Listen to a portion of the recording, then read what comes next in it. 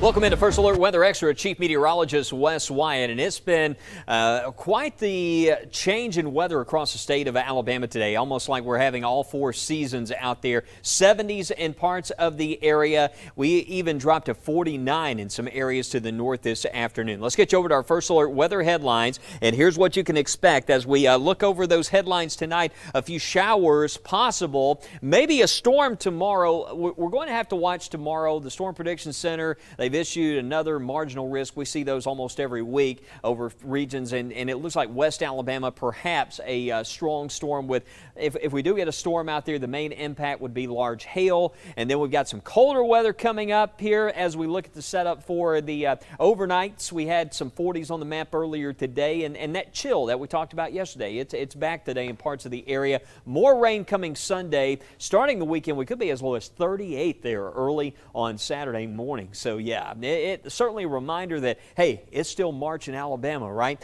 Okay, tomorrow you see where the Storm Prediction Center has that marginal risk painted, and including parts of Alabama. Not expecting tornadoes here. Temperatures are going to be on the cooler side tomorrow. Looking at the setup, though, we're getting, we have the cool air, and we have a lot of this precip that's overrunning a lot of that dry air that's been in place. So a lot of the showers that we've had on the map today, if you go back and you look at a lapse of the past few hours, we had rain moving in and it's fallen apart. But as the rain falls into this dry air, what happens is as it evaporates, that cools the atmosphere. So you have evaporative cooling, and that's one of the reasons why we end up with 50 in Haleyville, close to 67 here in Columbiana. We've seen more of that wet weather in those areas to the north. But looking at the lapse over the past hour, you can see that rain there tracking in towards Anniston and Tuscaloosa. We've had a little bit of shower activity. Actually, this is what you need to know here next 60 minutes. And by the way, if you have our First Alert Weather app, you can get that forecast radar, and that shows you where, if we see any of this holding together next hour, areas most likely to get a little bit of wet weather showing up around Anniston, Eutaw, Greensboro,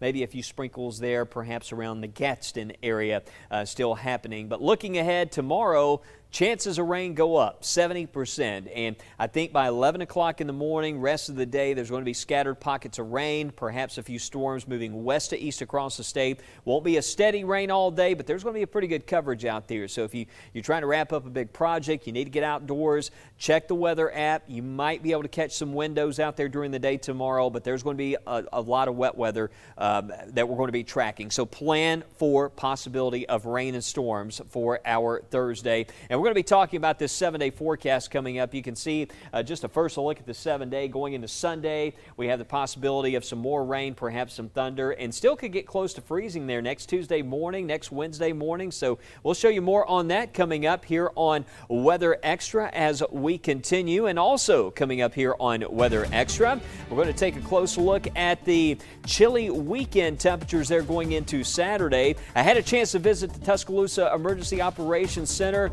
My first visit at the new facility. We'll check in with Director Nick Lally, and we're kicking off an early allergy season as we continue right here on Weather Extra.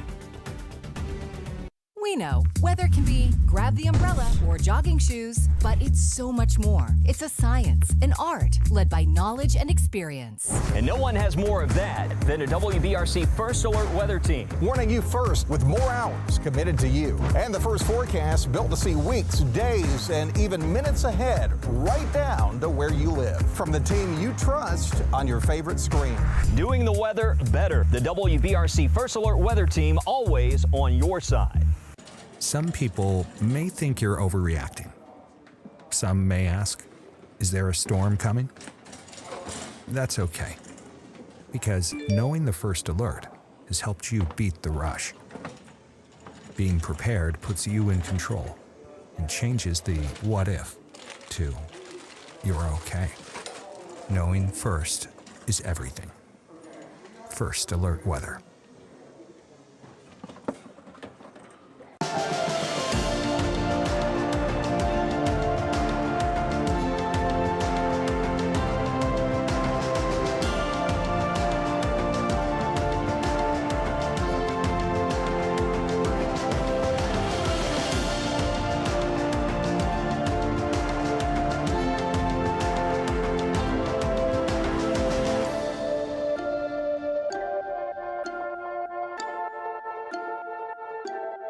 If you have plans for this weekend, we have a first alert for a wintry mix.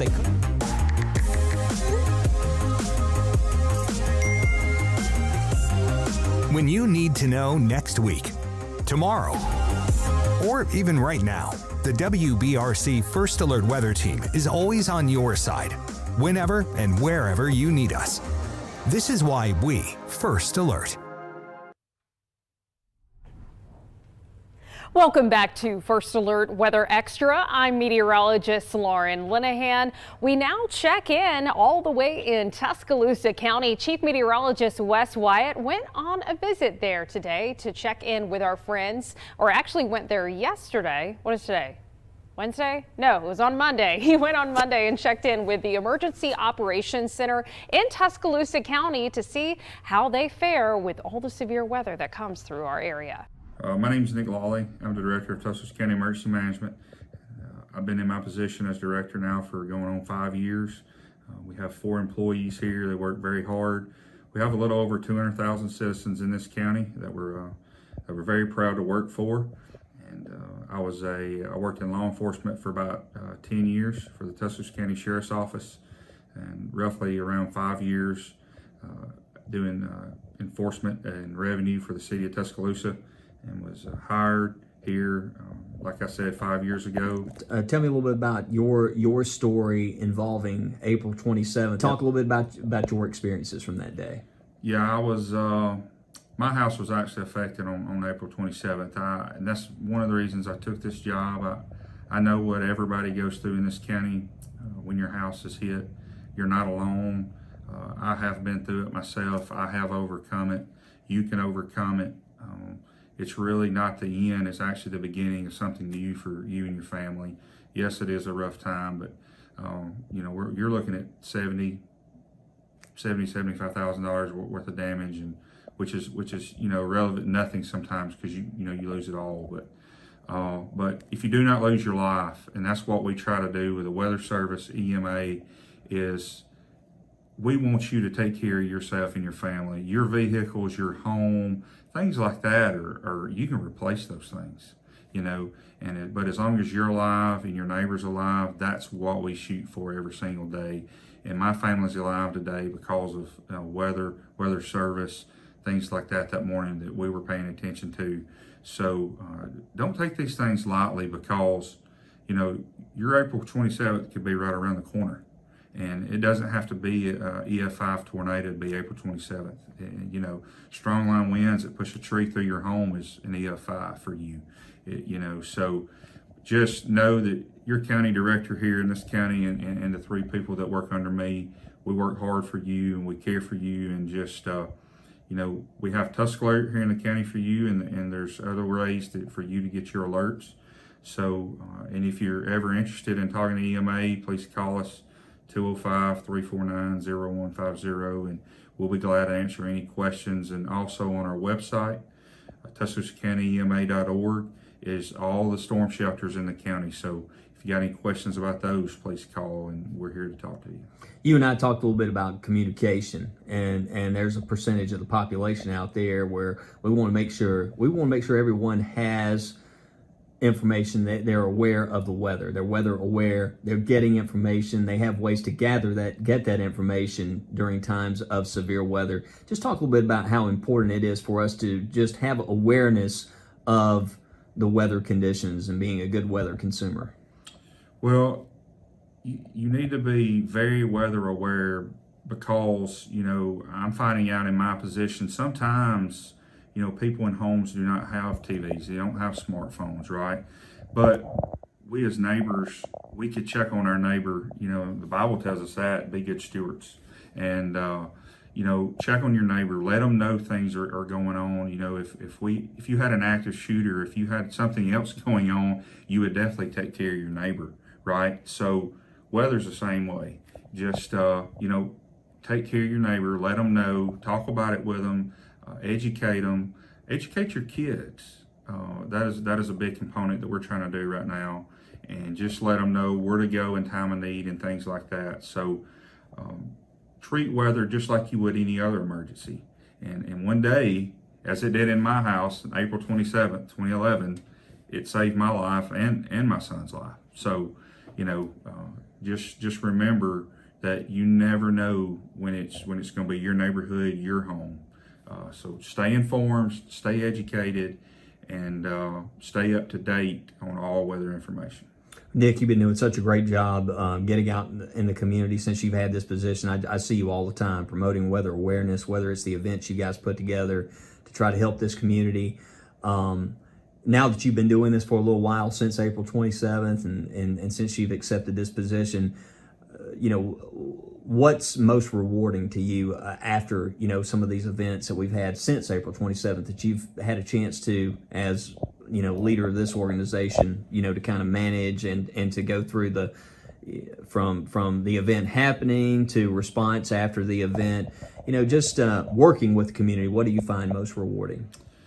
One is, I would say, working with the school systems and the kids, getting to, not really knowing them because we don't really get to know them, but we get to go in the schools. The schools are very good with us from time to time. Yeah. But I think the most rewarding thing for me in my position is actually when a storm happens in a community, we go out and do damage assessments. We see how bad the house is messed up. Your life that day is in shambles, right? Mm-hmm. And going back months later and doing the final checkup and shaking the hand of the gentleman that lives there, and seeing the lady that lives there, and the kids, and seeing them play again, and just rebuilding back in Tuscaloosa County and making their life go again. So being resilient, as we talk about, that's what I like out of it, is because there's a family that listened to the weather.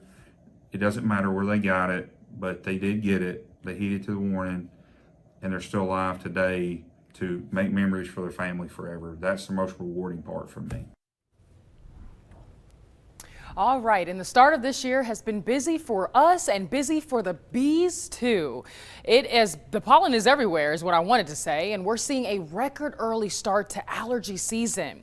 Now, here's a look at the trees blooming and flowers blooming. Allergy triggering pollen hitting the southern and eastern U.S. earlier this year than ever before. Waves of the yellow-green dust are flooding the air and coating everything from car windshields to sidewalks. In Atlanta, the pollen count climbed to the extremely high range on Monday, the earliest it has done so far in 30 years of record keeping. By Tuesday, the tree pollen count has doubled in Washington, D.C. The first high tree pollen count appeared a month ago, hitting a record high for this time of the year. It comes after an exceptionally warm February in the south and east and is part of a trend blamed on climate change. A Wednesday report from the nonprofit group Climate Central found that allergy season has gotten longer on average since 1970. And March was known as the snowiest month in Minnesota, but not anymore. As Jeff Wagner reports, winter now seems to be on a different schedule. What happens almost every March here? Pretty much snow. When high school hockey fans descend upon the Xcel Energy Center, Mother Nature often joins them. You always are coming down here and there's extra snow on the ground. It's like a snow globe, or it could be just downpouring of snow. Memories that influence our assessment. What would you consider to be the snowiest month of the winter? March. I feel like March. At one point, they were correct. It hasn't been true since the period from 1951 through 1980. Kenny Blumenfeld is a senior climatologist with the DNR. What led to that transition of March losing that ranking? So the 1960s and 70s had some big, kind of famous, if you're a climatologist, kind of famous March snowstorms. Specifically in March, those storms raised the monthly average from 1950 to 1980, making it the snowiest of them all at nearly 12 inches.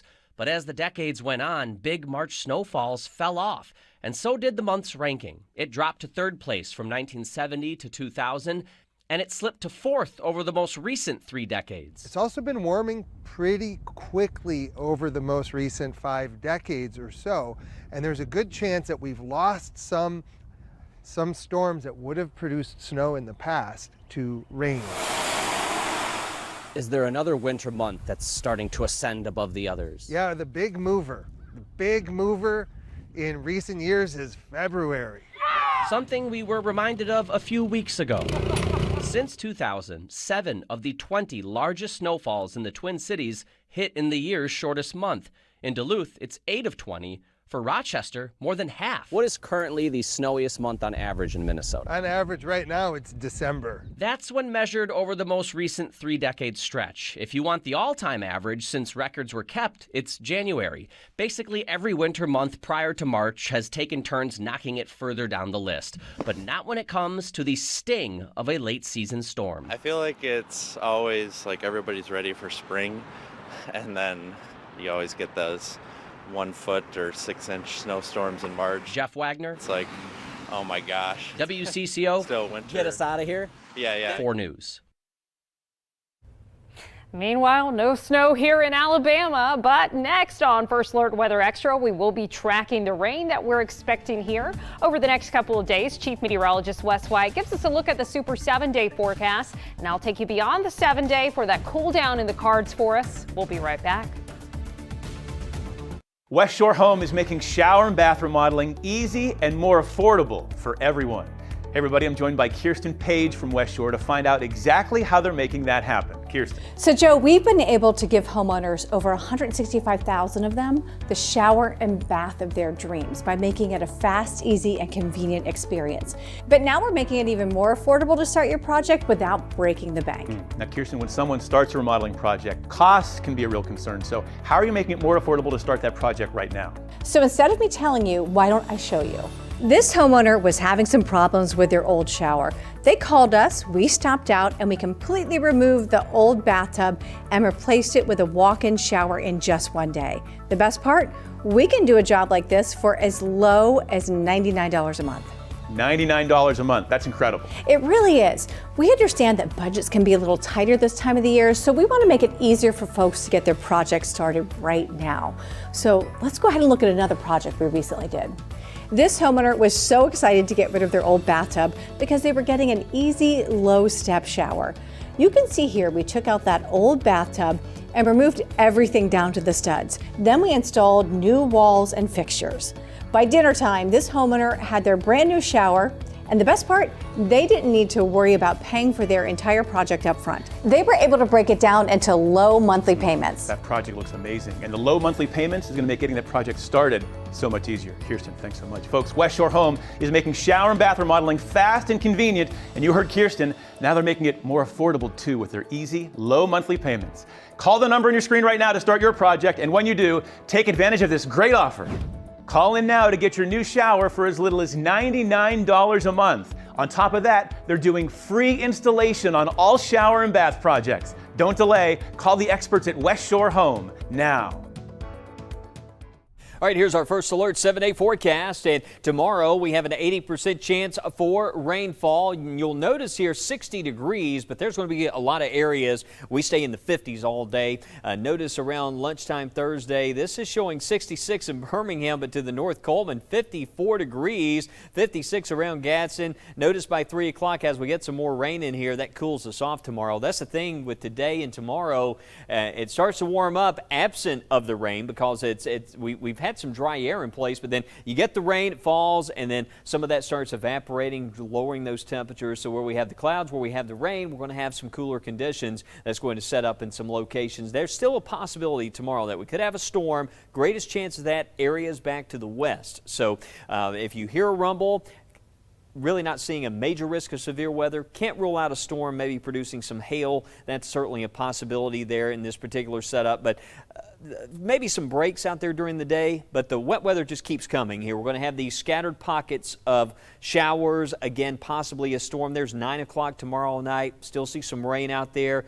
Late tomorrow night, there's midnight, and then early Friday morning, you can see these waves of showers. I still think the greatest coverage area-wide there will be late tomorrow night and into Friday morning, but this all moves out by lunchtime on Friday. So we're still in pretty good shape there. I think if you have plans Friday evening, maybe going to catch some Alabama baseball. Looks like some nice weather, but cold, 38 early Saturday morning, and certainly a reminder that it is still March in Alabama. Sunshine on Saturday. Don't forget this weekend, daylight saving time begins Sunday morning. Great time. Double check those smoke detectors, carbon monoxide detectors and weather radios. Make sure they have fresh batteries. I always like to use this time as a reminder there. Sunday, the sunset time will be at 6:52 in the evening. 70% chance of rain. We're going to have some wet weather on Sunday. Right now, it looks like this is the, well, let me go back here. Wrong button. Let's go to Sunday, and we'll take a look at the GFS, and you can see that this is one of the global models. It shows mostly in the afternoon. Let's stop it right here. There's 7 a.m. So in the morning, Sunday, in pretty good shape, but afternoon, 2:30, see the chance of wet weather goes up, especially northwest, and that's going to be working south through supper time there on Sunday. So late Sunday night and early Monday morning, this will be tapering off from northwest to south to east. So plan, next big thing will be some wet weather there on Sunday. And then next week, well, look at this. We have first alert for some chilly conditions. Check out Tuesday morning. There's a chance. This is showing 31 Talladega, Gadsden, 29 in Coleman. We had the first alert for the possibility of a light freeze and some frosty conditions, not only for Tuesday morning, but watch as we run through Wednesday. You can see in here there's a chance early on Wednesday, some low 30s again. So a cold snap certainly still in play for next week as we look ahead at that 7-day forecast. But it won't last long, and that's the thing here is this time of year, as soon as you have a drop in temperatures, you suddenly have another quick rebound in those temperatures. Let's go to meteorologist Lauren Linehan standing by in the Weather Center. And Lauren, you've been taking a close look at that long-range data, and it seems as though next week we do cool off. After that, we quickly warm up again. Yeah, Wes, these cool downs, they just don't last long, but you can see on that 6 to 10 day temperature outlook, apart from the desert Southwest, still looks like here in Alabama, we will be seeing below average temperatures, a trend towards that, even as we get just a little bit beyond the 7 days. So expect some cooler weather in place. I'm not telling you it's going to snow or anything, but let's look at those potential high temperatures. Definitely looking cooler than average through the middle of next week, and then briefly warmer again as we get into the weekend of St. Patrick's Day, and then a little bit of a cool down, but generally looking more seasonable as we get past next weekend. But as far as temperatures getting closer to that freezing territory, that's the question everyone wants to know, because are we going to be able to plant anything just yet? Well, we normally recommend holding off on any planting until mid-April, because check it out, middle of next week we should be seeing temperatures getting down into the 30s, potentially even through St. Patrick's Day, so that would be in that frost freeze range. And then potentially briefly warmer early next weekend before another cool down with at least some frosty mornings possible. So it's certainly something we need to be keeping an eye on. And as we think about it cooling down, of course, everyone wonders, could there be any snow? Could it get cold enough to snow? Could there be enough moisture to support that? Certainly not seeing that in the cards for us. We all know March 1993 happened, but that was a pretty anomalous event.